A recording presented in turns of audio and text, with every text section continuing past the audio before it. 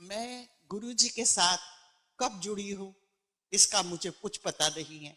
ना मैं कोई डेट बता सकती, ना कोई मैं समय बता सकती हूँ, लेकिन इतना जानती हूँ कि मैं कई जन्मों से इनके साथ शायद जुड़ी हुई हूँ और अच्छे कर्म किए थे जो इन्होंने मुझे अपनी पनाह में ले लिया। एक बारी मैं, बहुत पुरानी बात है ये, जब अपने चोले में थे, मैं एम्पायर स्टेट के आगे से निकलती थी, कोई चीज मुझे अट्रैक्ट करती थी, लेकिन मैं कभी गई नहीं, मुझे मौका ही नहीं मिला क्योंकि मेरे कर्मों में दर्शन नहीं थे। फिर बहुत देर बाद मैं 2009 में कनाडा आई थी। उस वक्त मुझे एक आंटी डिवोटी ने किताब दी गुरुजी की, सत्संग की।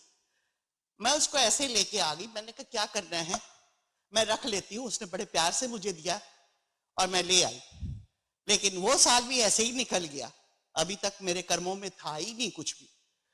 पर मैं गुरुजी के साथ जुड़ती कब मुझे नहीं पता था। मैं बॉम्बे में थी, पूना में थे हम लोग, अश्विनी अंकल मेरे बेटे के साथ थे, तो उन्हें मालूम था ये शिरडी बाबा को बहुत मानती है। और जब मैं यहाँ न्यूयॉर्क में आई, तो मुझे न्यूयॉर्क से न्यू जर्सी हम आए, तो मेरे को कहीं किसी गुरु के पास जाने का कोई मौका ही नहीं मिला। मैं कहाँ जाऊं, मुझे गाड़ी चलानी नहीं आती, बेटे को टाइम नहीं होता, अब मैं क्या करूं।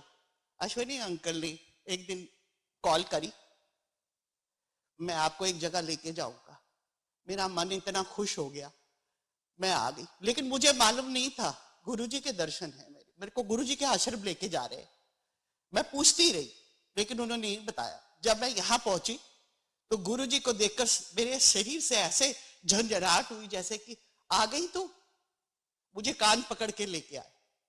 ये कर्मों का होता है, जब आपके कर्मों में अच्छे कर्म होते हैं तो आप उस स्थान पर खुद स्वयं गुरुजी लेके आते हैं। और मानिए इस बात को, मैं 100% श्योरिटी से कह रही हूं कि जो इस दर पे आता है वो अपने पाप खत्म कर, उसके पाप खत्म हो जाते हैं और उसकी नया जीवन यात्रा शुरू होती है। आप उसकी ब्लेसिंग में है, आप उसकी पनाह में है, ये मानिए। और वो यही कहते हैं, अभी बताया इन्होंने भी, मांगो नहीं मानो, सच मानो। और ऐसे मैं आपको थोड़े से एक दो सत्संग बताती हूँ। 2019 में मैं ट्रेवल कर रही थी, मैं अमेरिका आ रही थी। दुबई में स्टॉप ओवर था, एस्केलेटर चल रहा था। मैंने कहा मेरी नी का ऑपरेशन हुआ है, आई कुडंट वॉक प्रॉपर्ली, लेकिन मैंने कहा नहीं, आज तो मैं हिम्मत करूंगी, मैं इसको चलती हूँ लेकर, मैं एस्केलेटर पे चढ़ जाऊंगी, कोई बात नहीं, व्हील चेयर पे नहीं बैठना मुझे। मैं चढ़ने लगी, एस्केलेटर चल रहा है, सेकंड फ्लोर तक समझ लो वो पहुंच गया था, और सडनली मेरे हाथों से दोनों बैग गिर गए और मैं खुद भी गिर गई। Now you can believe with this way, escalator में गिरना यानी कि मौत है, और मैं गुरुजी कर रही हूं। आप मानेंगे नहीं, मेरे पीछे एक लेडी ऐसी थी जो बिल्कुल बहुत वीक लेडी थी, वो मुझे पीछे ऐसे हाथ दे रही और मैं ऐसे करके बैठी जैसे गुरुजी ने मुझे पीछे पकड़ लिया। और इतने शोर मच गया, इतनी देर में एम्बुलेंस आ गई, डॉक्टर्स आ गए, सारे खड़े हो गए वहां पर, उसको बंद किया गया, एस्केलेटर को बंद किया गया और मेरे को वहां पर एम्बुलेंस में लेके गए। डॉक्टर बैठे हुए, हार्ट देखो, इसका हार्ट चेक करो, किडनी चेक करो, फलान चेक करो, ये चेक करो। मैं करी जा रही है, भगवान गुरुजी मुझे बचाओ, गुरुजी मुझे बचाओ, मुझे कुछ नहीं, यहाँ पे मुझे रुकना नहीं है। तो एक एक्सरे हुआ, हार्ट का ईसीजी हुआ, सब क्लियर निकला। मैं अपनी गुरुजी की लेकर माला बंद करके हाथ में बैठी हुई हूँ। तो थोड़ी देर में उन्होंने बोला जी अब आप 48 आवर्स के लिए आपको हॉस्पिटलाइज किया जाएगा, उसके बाद ही आप जा सकते हो। मेरे को अंदर से मेरी जान निकल गई कि मेरे बच्चे तो एयरपोर्ट पे खड़े होंगे सवेरे, अब क्या करूं। तो मैंने कहा भाई ऐसा है, आई एम ऑल राइट, मुझे कोई प्रॉब्लम नहीं है। नहीं नहीं नहीं, आप चल के दिखाइए। मैंने चल के भी दिखा दिया, हालांकि मुझे बहुत पेन हो रही थी, मैं चली। फिर मुझे लेके पुलिस वाला आया, वो कहता जी अब आपको डिटेन ये कर रहे हैं, ये कह रहे हैं कि, मैंने कहा नहीं मैं डिटेन, मुझे यहां नहीं रहना है, अगर मैं यहां तो बच गई, मेरे बच्चे वहां, मैं नहीं ऐसे कर सकती। तो कहते हैं अब क्या करें हम। मैंने कहा मुझे कुछ नहीं करना है, आप डिक्लेरेशन दे देती हूँ मैं कि मैं अपने उस पे जाने को तैयार हूं, मुझे जाने दीजिए। इन्होंने मुझे कहा अच्छा आप लिख लीजिए, अगर एनीथिंग हैपेंस टू यू ये आपकी गलती, ये आपकी रिस्पॉन्सिबिलिटी। मैंने कहा ठीक है मैं साइन कर दूंगी। वो लड़का एक था वहां पर, मैंने कहा गुरुजी मुझे कुछ हेल्प तो दो, मैं तो बड़ी परेशान हो रही हूँ। तो वो लड़का पुलिस वाला था, छोटा सा था, वो आया मेरे को कहता आंटी आपको एयरबस में बोर्ड नहीं करने देंगे। मैंने कहा क्यों? क्योंकि उन्हें अगर पता चल गया ना आप गिर गई थी, वो नहीं बिठाएंगे आपको।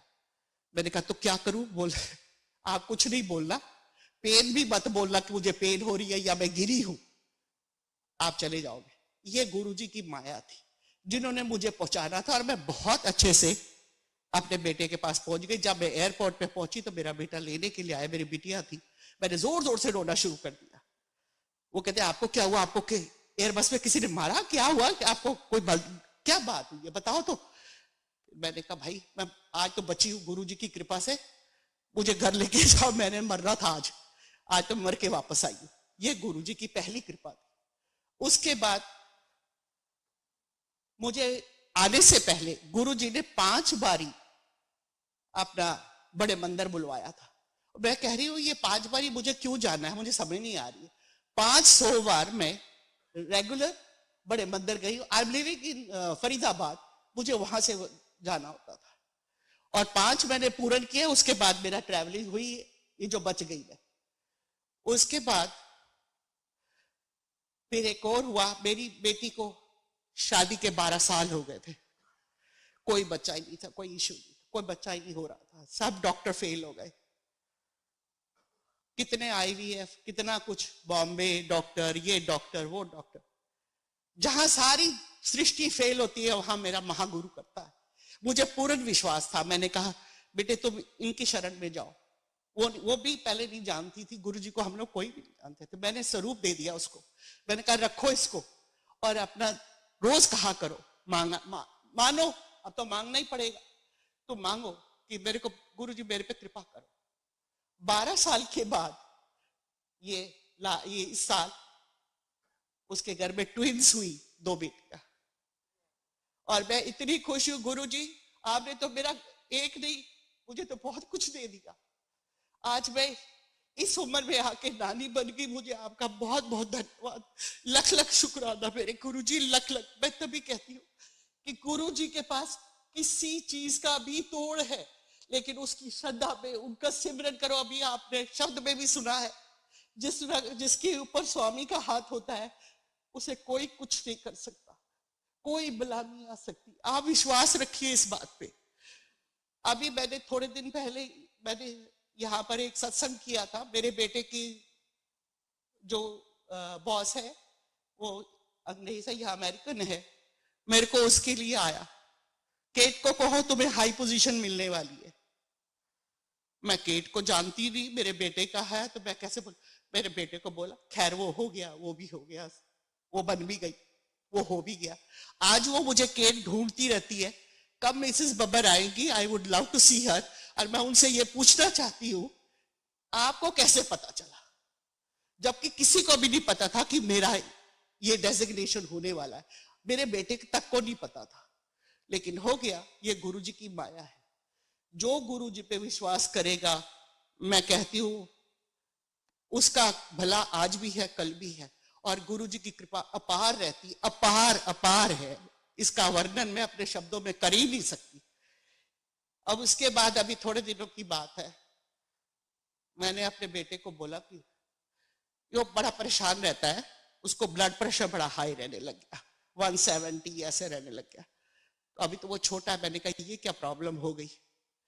और ये पिछले थर्सडे की बात है, मेरा बड़ा मन था मैं सत्संग करूं, मैं रो रही थी वहां बैठे हुए, लेकिन मुझे इजाजत नहीं थी, गुरुजी ने दी इजाजत दी। लेकिन उसके बाद मैं गुरुजी के आगे बोली, गुरुजी मुझे कल अपना बेटा हंसता हुआ नजर आना चाहिए, मुझे बड़ा दुख हो रहा है, बहुत तकलीफ हो रही है मुझे, मेरे से ये सहा नहीं जा रहा। आप मानेंगे नहीं, थर्सडे रात शाम की बात है, फ्राइडे मॉर्निंग में जब वो उठता है, वो हंसता हुआ आया मेरे पास में, तब मम्मा सब ठीक है, आई एम ऑलराइट, मेरे को ब्लड प्रेशर ठीक हो गया। मुझे पता, मैंने कहा गुरुजी को मानो। हाँ, वो नहीं मानता था। वो मुझे आता है छोड़ देता है, लेकिन आता नहीं था। अब वो मुझे कहता है मैं आपके लिए मंदिर बना के दूंगा इंडिया में गुरुजी का। मैंने आपके गुरुजी को मान लिया और उसको सपने में, ड्रीम में आए गुरुजी। आज मैं इसीलिए सत्संग करना चाह रही थी कि गुरुजी आपका शुक्राना कैसे करूं मैं, मुझे समझ नहीं आती। पर आज गुरुजी ने मुझे प्रेशराइज किया। मैं वहां बैठी हुई थी, बार बार मेरे दिमाग में आ रहा था मुझे जाना है, मुझे बोलना है, मुझे गुरुजी के बारे में बोलना है। और गुरुजी ने ऐसे किया। एक छोटा सा सत्संग और है। मेरा भाई नहीं है, मेरा ब्रदर नहीं है, उसकी बड़े यंग एज में डेथ हो गई थी। रखड़ी वाला दिन था और मैं घर में बैठी उदास थी। 1-2 दिन पहले की बात है। मैंने कहा गुरुजी क्या बात है, किधर जाऊं? आपके आगे तो रखड़ी डालूंगी, आपको तो बांधूंगी, पर क्या करूं, मैं बड़ी परेशान हूं। कुछ भी नहीं कहा। फिर उसके बाद एक डिवाइन बुक इनकी गुरुजी की सत्संग की थी, वो आई थी। मैंने वो देखा यूट्यूब पे। मैंने कहा ये मैं कहां से लूं? गुरुजी मुझे रास्ता दो, मुझे नहीं पता मैं किसको मांगू, मुझे नहीं समझ आती। मैं बड़े मंदिर जाती हूँ, लेकिन वहां पर भी मुझे समझ नहीं आती किससे बोलूं। मुझे कहते हैं सपने में किटी नुक है। मैं कहा किट्टी कैसे आ गई मेरे ध्यान में? किटी नुक है। मैंने उसको कॉल करी। मैंने कहा किटी, मुझे गुरुजी की ना ऐसे आई है ऑर्डर की, किटी को क्या? कहते आंटी सच्ची दसो। मैं कहा हाँ सच बता रही हूं। तो कहते कल ही आई है 2 किताबें, एक मैंने अपने लिए रखी, एक मैं सोच रही थी गुरुजी ने किसको देनी है। अभी तक ऑर्डर नहीं आया, लेकिन वो ऑर्डर आ चुका था, वो मेरे थ्रू आया। मैंने कहा गुरुजी ने मेरे लिए भेजा, भाई वो मुझे दे दो। अब ये जो लड़का है इनका ड्राइवर, वो गया, कोविड था, तो उसने बोला कि भाई इसको कोरियर करो, उनका एड्रेस लो आंटी का और उनको कोरियर कर दो। वो गया, कोरियर वाले ने बोला 850 रुपया लगेगा। कहता भाई मैडम ने तो मुझे बोला नहीं कि 850 रुपये में कोरियर करना है, तो मैं क्या करूं? ये परेशान हो रहा था, ड्राइवर इधर उधर ढूंढ रहा है। और वो एक आदमी आया, कहता क्या करना तुमने कोरियर? कहता किताब करनी है, कोरियर करनी थी फरीदाबाद के लिए। कोई बात नहीं, तुम ऐसे करो, मैं बताता हूं क्या करना है, इधर आओ, इसके ऊपर लिखो राखी और इसके अंदर एक लाल धागा डाल दो, ये 200 रुपए 250 रुपए में ही चला जाएगा। उसने कहा ये तो बहुत बढ़िया बात होगी। देखो गुरुजी का रास्ता, मेरे पास रखड़ी भी आ गई और मेरे पास में वो भी किताब भी आ गई। ये गुरुजी की महिमा है, जिसको बयान करते करते कई सत्संग ऐसे होते हैं इंसान बता ही नहीं पाता, भूल जाता है। जब आता है यहाँ खड़ा होता है, कहता है मैंने बहुत सारा कुछ बोलना, लेकिन वो शब्दों की इतनी कमी हो जाती है, डिक्शनरी खत्म हो जाती है कि क्या बोलूं और क्या नहीं बोलूं। ये गुरुजी की महिमा है। और मैं हाथ जोड़कर सब ऑर्गेनाइजर और जो भी है जिन्होंने मुझे मौका दिया है, मैं उनका बहुत बहुत धन्यवाद करती हूँ। और गुरुजी का लख लख शुक्राना, और सारी संगत के लिए धन्यवाद सुनने के लिए। इसको मानिए, ये मेरी बात नहीं है। जो माँ अपने बच्चे को दूध पिलाना चाहती है, तो उसकी आवाज में करुणा भी होनी चाहिए, भक्ति भी होनी चाहिए, शक्ति भी होनी चाहिए, तभी वो आती है अपने बच्चे को देती है, 10 काम छोड़ के अपने बच्चे को दूध पिलाती है। यही चाहिए। प्रभु को अगर आप सिमरन करेंगे दिन रात, ये जरूर एक दाना मोती का उनके चरणों पे गिर जाए, आप सबका भला हो जाएगा, सबका और मेरा। कहते सर्वदा फल